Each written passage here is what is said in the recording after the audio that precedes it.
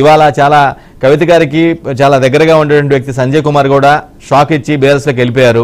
ఏంటి పరిణామాలు మొత్తం మీకు షాక్ బై షాక్ లా తగులుతున్నట్టున్నాయి?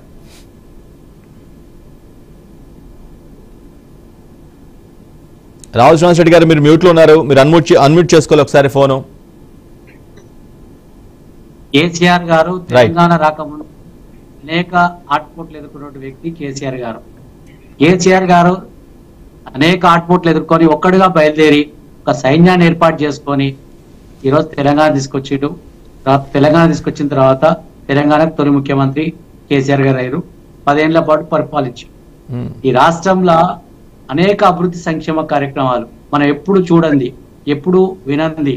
ఈరోజు మనం ఎప్పుడైనా అనుకున్నావా మనకు రైతు బంధు వస్తుందని చెప్పేసి? ఎప్పుడైనా అనుకున్నావా కళ్యాణ లక్ష్మి వస్తుందని చెప్పేసి?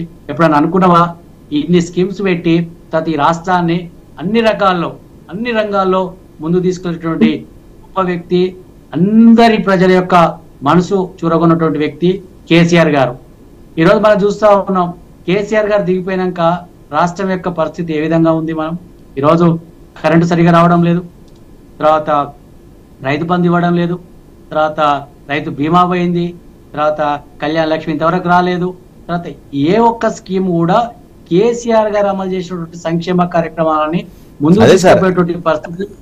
రాహుల్ గారు నేను కూడా అదే అడుగుతున్నాను. ఇవన్నీ తెలిసిన ఎమ్మెల్యేలు, మీ పార్టీ ఎమ్మెల్యేలు ఇవన్నీ కూడా చూసిన వాళ్ళు ఎట్లా మిస్ అవుతున్నారు, ఎట్లా పోతున్నారు? ఏంటంటే ఒకటి ఏంటంటే ఆనాడు కాంగ్రెస్ మనం బీఆర్ఎస్ మొదట్లో గెలిచిన అనేక మందిని కాంగ్రెస్ పార్టీ వాళ్ళు తీసుకుపోయారు. ఫస్ట్ ప్రారంభించింది ఎవరు?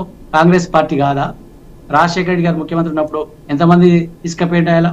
తర్వాత ఫస్ట్ ప్రారంభించింది కాంగ్రెస్ పార్టీ. కాంగ్రెస్ పార్టీ ప్రారంభించిన తర్వాత బీఆర్ఎస్ పార్టీ, టీఆర్ఎస్ పార్టీ ఆనాడు అనేక మంది ఎమ్మెల్యేలు తెలంగాణ అభివృద్ధిలో భాగస్వామ్యం కావాలని చెప్పేసి చేర్చుకోవడం జరిగింది. ఈనాడు ఏం చేర్చుకుంటున్నారు మీరు? ఈనాడు ఇళ్లలోకి పోయి తర్వాత మా దాంట్లోకి రండి, తర్వాత అంగట్ల సరుకు కొన్నట్టే విధంగా కొంటురు. ఆనాడు ఏమన్నాడు మన రేవంత్ రెడ్డి గారు?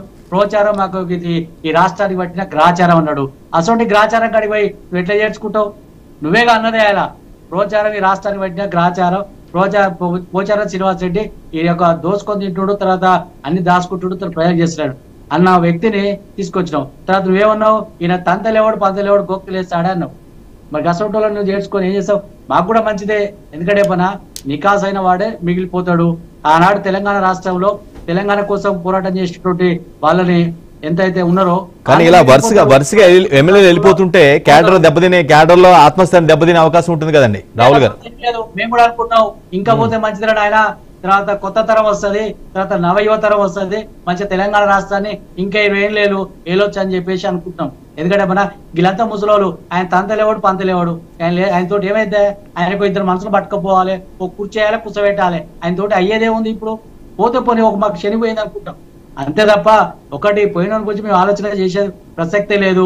తర్వాత ఒకటి తెలంగాణ రాష్ట్రంలో తెలంగాణ ఉద్యమం సరే పోచారం అంటే ఓల్డ్ ఏజ్, ఆయన ఏం చేయలేరని ఏదో అంటున్నారు. ఓకే, మరి సంజయ్ కుమార్ యంగ్ ఆయన డాక్టర్, 2 సార్లు గెలిచారు వరుసన మంచి మెజార్టీతో, మా గుడ్ నేమ్ కూడా ఉంది.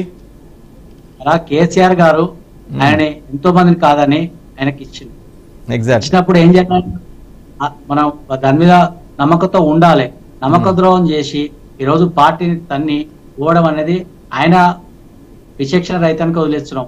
ఈరోజు చూస్తూ ఉంటారు, కొన్ని రోజులైనా చూడరాదు ఒక్కొక్కరి పోయిన ఎమ్మెల్యే ఇంటి ముందల చావు డప్పు కొడతారు. తర్వాత ప్రజలు రేపటి నుంచి తిరగబడతారు. ఎందుకంటే అయ్యా ఆ రోజు మేము బీఆర్ఎస్ తోటి కారు గుర్తు మీద గెలిచిన ఆయనవు, ఇలా ఎట్లా పోతారని చెప్పేసి జీవన్ రెడ్డి అంటుండు, నాకు తెలియకుండా ఎట్లా తీసుకుంటారని చెప్పేసి. కాంగ్రెస్ లో ముస్లిం స్టార్ట్ అయింది. ఇప్పుడు కేవలం కాంగ్రెస్ లో ఒకటే వర్గం, ఏంది? రేవంత్ రెడ్డి వర్గం. నేను ఒక్కనే ఉండాలి, తర్వాత నేను చెప్పిన వాళ్ళకే తీసుకోవాలి, నా వర్గాన్ని ప్రారంభించుకోవాలని చెప్పేసి ఆయన ఒక వర్గాన్ని ప్రారంభించుకోడు. పాత కాంగ్రెస్ లేదు, ఇప్పుడు కేవలం కొత్త కాంగ్రెస్ మాత్రమే రేపు మిగులుతుంది. కొత్త కాంగ్రెస్ ఎవరంటే పొంగులేటి శ్రీనివాస్ రెడ్డి, తర్వాత రేవంత్ రెడ్డి, తర్వాత ఈయన జూబెల్ కృష్ణారావు, వీళ్ళే ఉంటారు. పాతలు ఎవ్వరు కూడా వాళ్ళని దరిదాపులో కూడా పరిగణకు తీసుకుంటలేరు కాంగ్రెస్ పార్టీ. వాళ్ళని తర్వాత లెక్కలకు తీసుకుంటలేరు, ఎవరిని కూడా తీసుకుంటలేరు. వాళ్ళు కేవలం ఒక గ్రూపును తయారు చేసుకోవాలి, మనం ఒక గుంపు కట్టాలి, అందిన కాడికి దోచుకోవాలి, ఇప్పుడు టోల్ ట్యాక్స్లు వసూలు చేసుకోవాలన్న దృక్పథం కాంగ్రెస్ పార్టీకి ఉంది తప్ప ఎంత మందిని మనం చేర్చుకుంటాం, మనం కొత్త వాళ్ళని తెచ్చుకొచ్చుకోవాలి, మనం ఒక గుంపు తయారు చేసుకోవాలన్న ఒక ఆలోచన రేవంత్ రెడ్డి గారు తప్ప పాత కాంగ్రెస్ ఎవరికి కూడా సస్యమీరే ఇష్టం లేదు, వాళ్ళని ఎవరిని కూడా సంప్రదిస్తలేరు, తర్వాత ఎవరిని కూడా చేస్తలేరు. ఆ మేఘాల మీద ఇళ్ల కాడిపోయి పడిగాపుల కాసి మేం చేసుకుంటాం అని చెప్పేసి చేసుకుంటారు తప్ప ఎవరన్నా స్వచ్ఛందంగా పోయి మేము పార్టీలో చేనేత వస్తురా? వీళ్ళే పోతురు కదా, వీళ్ళవే కప్పుతురు అడావుడిగా పోయి. అంటే ఈరోజు రాహుల్ గారు మీ పార్టీ నుంచి ఆల్మోస్ట్ 5 వెళ్ళారు, 5 ఎమ్మెల్యేలు అఫీషియల్ గా వెళ్ళారు, 5 ఎమ్మెల్యేలు అఫీషియల్ గా వెళ్ళారు. అయితే 5లో ఒక జస్ట్ ఇది జగిత్యాల మినహాయించి అక్కడ కూడా అంత మీరు అనుకున్నంత స్థాయిలో అలకలు కానీ పెద్ద ఎత్తున విభేదాలు కానీ వచ్చిన పరిస్థితి లేదు జగిత్యాల మినహాయించి కాంగ్రెస్ లో. ఎందుకు లేదు? అన్ని దిక్కులో ఉంది, కాకపోతే ఏంటంటే మన బయటపడతలేదు, ఎవరు కప్పిన ఇప్పులా ఉంది. తర్వాత అధికారంలో ఉన్నావు కాబట్టి మనం చేస్తే ఏమైతుందని కూడా అందరు కూడా మంచి నిబ్బరంగా ఉన్నారు. ఒక్కసారి కర్రు కాసి వాత పెడతారు, మన ఆంధ్రలో పెట్టలే గట్లనే గిడ కూడా వచ్చేసారి చూస్తారుగా మీరు మనం అనుకుంటున్నాం ఏమైతుందా అని చెప్పేసి. ఇప్పుడు జోష్ లో ఉన్నప్పుడు ఏం కాదు, జోష్ కొద్ది తగినాక మనకు కూడా వస్తుంది. కర్రు కాసి వాత పెడతారు ప్రజలంతా తెలివి తక్కువ లేం కదండి. ప్రజలు అన్ని గమనిస్తా ఉన్నారు, అన్ని వింటా ఉన్నారు, అన్ని చూస్తా ఉన్నారు. చూసి ఏం చేయాలో అది చేస్తారు, మనం చూస్తూ ఉంటాం. ఈరోజు మనకు ఇప్పుడు ఏం ఎన్నికలు లేవు, ఎందుకు చేర్చుకోవాలి మనం? ఎందుకు అంత ఆయపై ఎందుకు చేయాలి? ఈరోజు చూస్తూ ఉంటాం. కేసీఆర్ గారు తలుచుకుంటే పెద్ద కష్టం, అదేమన్నా పెద్ద సాధ్యమా? అయినా ఓర్చుకొని తర్వాత మనందరం కూడా మంచిగా ఉండాలి, మంచి సలహాల కోసం చేయాలని చెప్పేసి కోరుకుంటాం తప్ప మనం మేమే కనుక అనుకుంటే బీఆర్ఎస్ అనుకుంటే మేము వేరే వాళ్ళని చేర్చుకోలేమా? అంత శక్తి లేదా? తర్వాత 10 ఏళ్ల పాటు పరిపాలన. ఇప్పుడు ఒకటి రాహుల్ గారు పార్టీ వీడి వెళ్తున్నట్టు ఎమ్మెల్యేల్లో నమ్మకం, మీ పార్టీ అధినాయకత్వంపై నమ్మకం సన్నగిలింది అనుకోవాలా, లేదంటే ఇక లేదు భవిష్యత్తు లేదనుకోని వెళ్ళిపోతున్నారా? వాళ్ళ స్వార్థ వాళ్ళ ప్రయోజనాల కోసం వెళ్తున్నారు అనుకోవాలా? వాళ్ళ సొంత ప్రయోజనాల కోసం, వాళ్ళ యొక్క వ్యక్తిగత ప్రయోజనాల కోసం పోతున్నారు తప్ప ఈరోజు జనాల కోసం ఏమో ఈ పార్టీకి భవిష్యత్తు లేదనుకుని వెళ్ళిపోతున్నారేమో, అది కూడా ఆ పాయింట్ కూడా ఉంది కదా.